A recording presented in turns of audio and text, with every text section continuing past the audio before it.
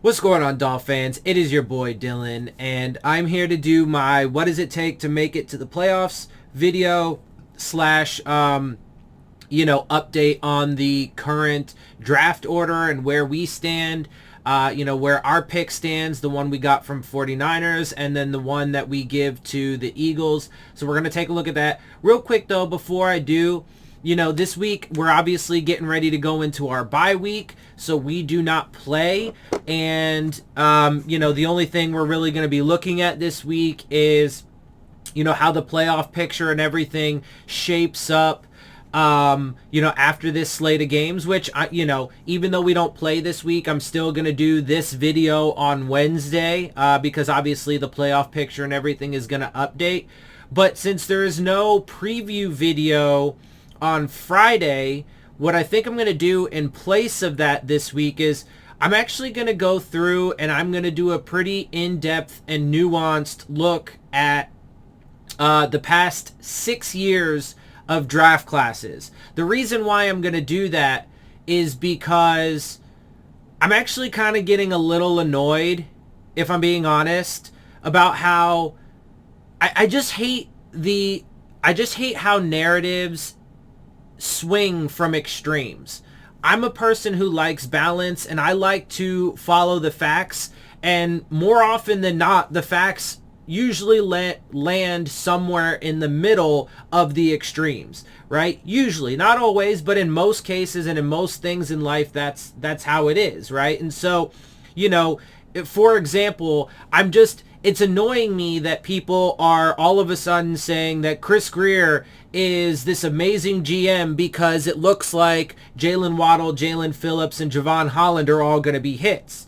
Now, I agree with that. They all do look like they're going to be phenomenal players. Hopefully, they can be phenomenal players for us for the long term.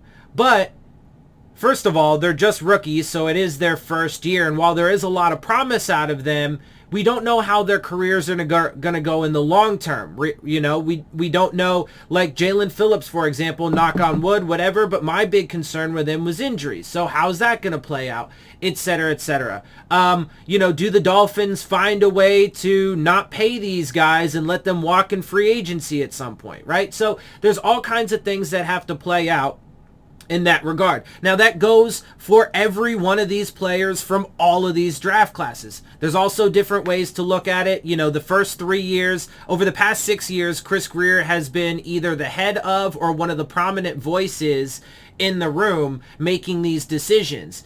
And at the very least was the head of the scouting department, right? But the first 3 years, from 16 to 19, it was Adam Gase who was, one of the primary voices and the head coach with whom the GM, or for whom the GM was building the team, right? And the image of that coach. This past 3 years has obviously been Brian Flores. So there's a lot that's going to go into that video. I'm not going to get too far into it right now. So check that out. I'm going to do that on Friday because there's going to be no preview video. So, and it's just, because look, as I've said, the final thing I'll say on it before, I get to the video at hand, because I don't want to go off on too long of a rant about it right now, since I am going to make that video, is look, I think that Chris Grier over the past 6 years has had, a lot of good picks. I really loved the Adam Gase drafts, and I have not liked the drafts the past 3 years because of how they prioritize and so on and so forth. But the thing about Chris Grier is he just does whatever the man in charge is. During the first 3 years, it was obviously Tannenbaum was there too, and he had some say. And obviously, Stephen Ross gets to, put his input in there as well. That's been the case, obviously, this entire time because Ross is still the owner. But it was primarily Grier doing what Gase wanted to build a team in the image of Gase.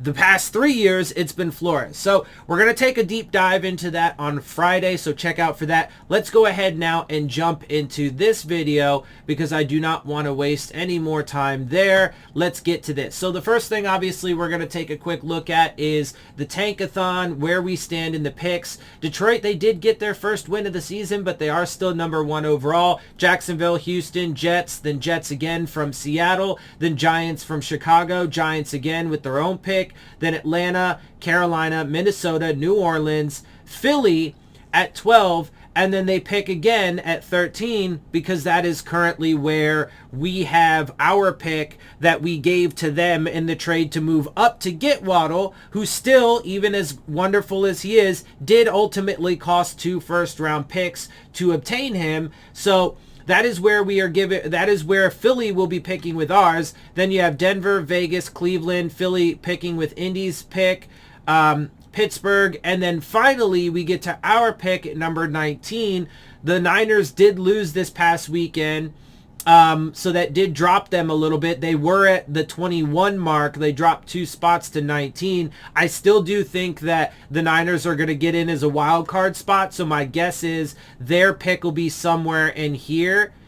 So the Dolphins will be picking somewhere in this range, and then I think Philly will probably be picking somewhere in here ultimately.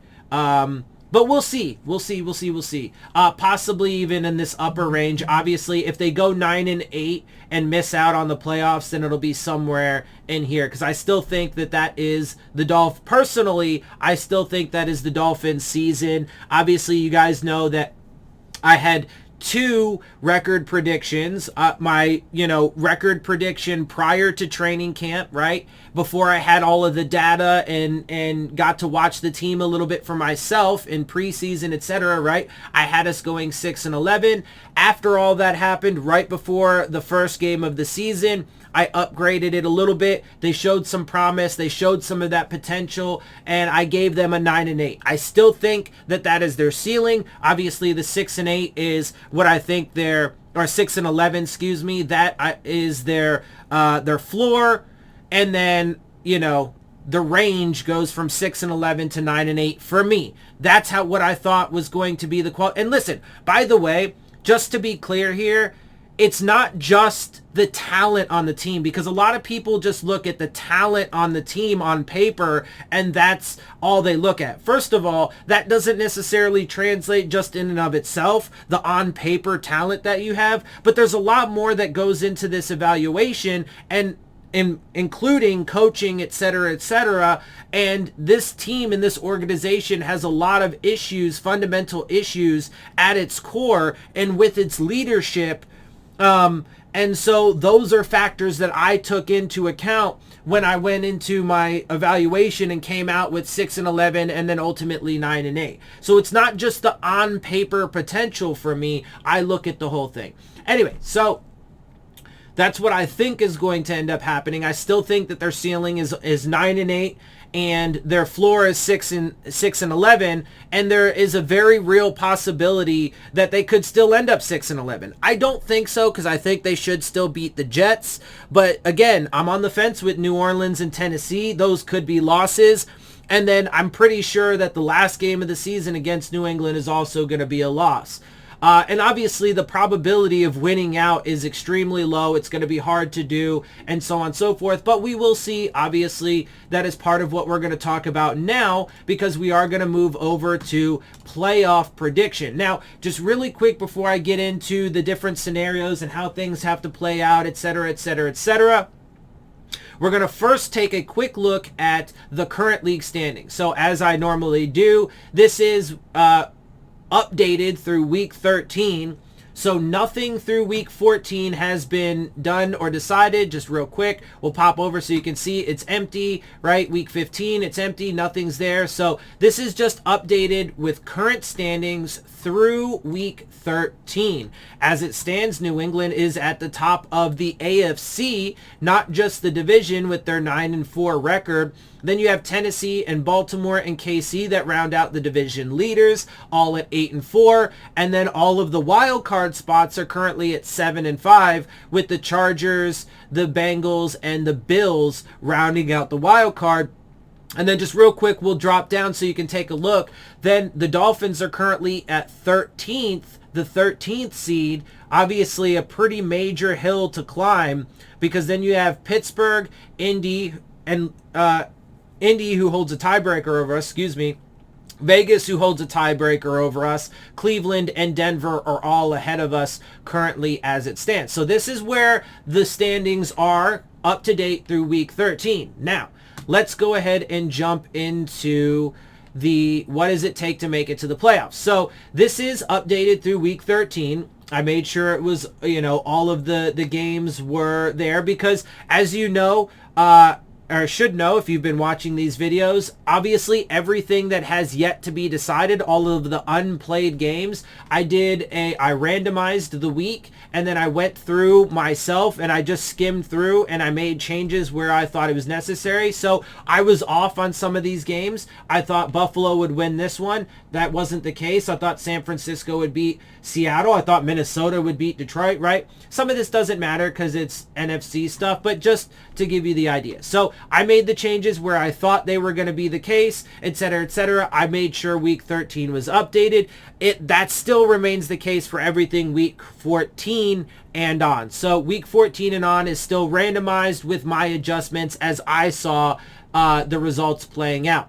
Now, with that being the case, that leaves KC is the number one spot at the end of the day, with New England, Tennessee, and Baltimore rounding out the division leaders. LA, Buffalo, and Miami rounding out the wild cards. Now, as you can see, we are currently the 7th seed, but this is with us winning out. So as it stands right now, obviously week 14 we don't play, so we'll have to wait and see how that plays out. But let's go ahead and take a look, because up to this point, obviously week 14 doesn't matter for us, but up to this point, the Dolphins have had to literally win out in order to have any chance at making the playoffs. Now, even winning out and getting to 10 and 7, the Dolphins are still going to need help with, the results of some of these other games and so on and so forth. But the AFC has been really funky this year, and there has been a lot of jumbling and so on and so forth, so it is certainly possible. But let's see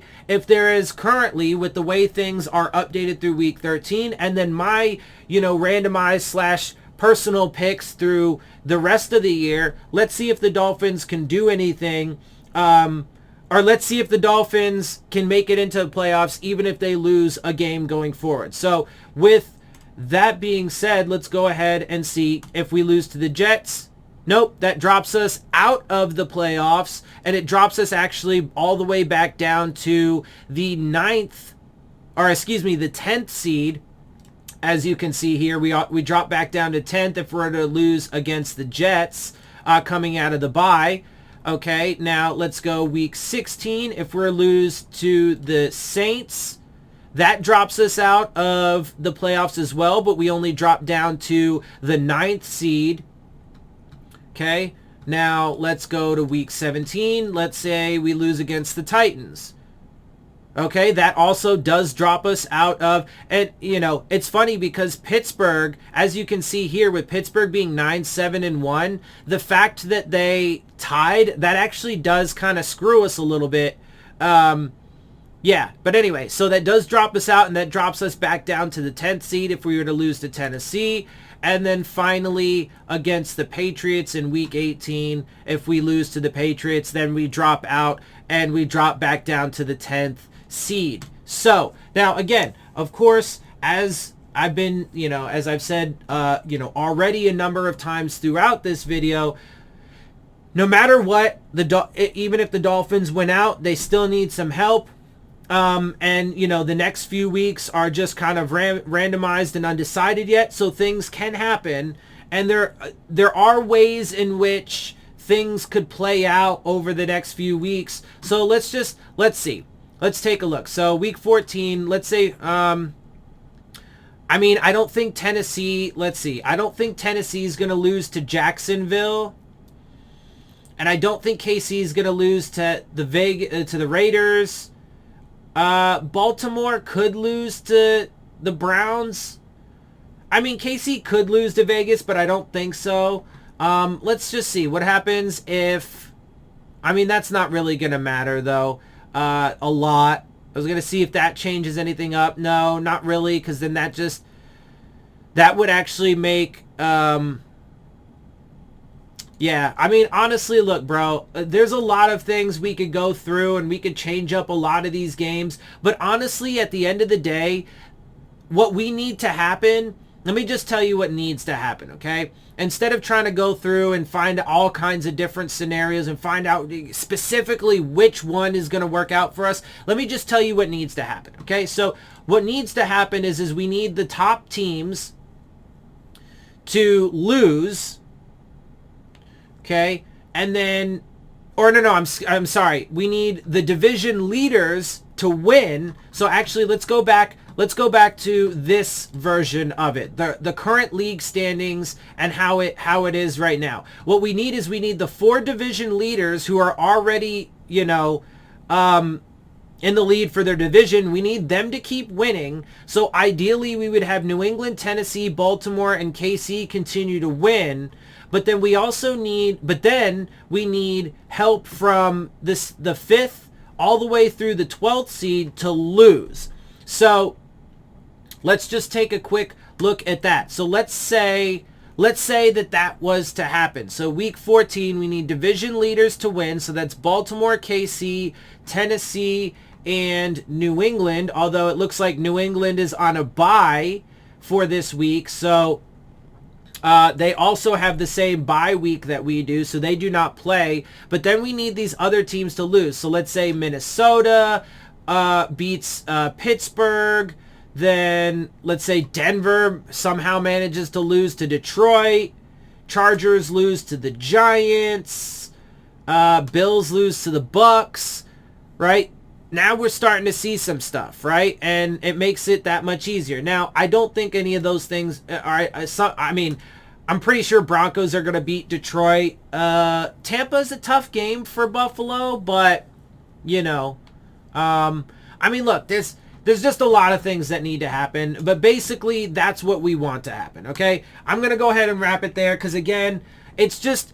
Unfortunately, right now, there aren't very many scenarios in which the Dolphins can actually make it into the playoffs.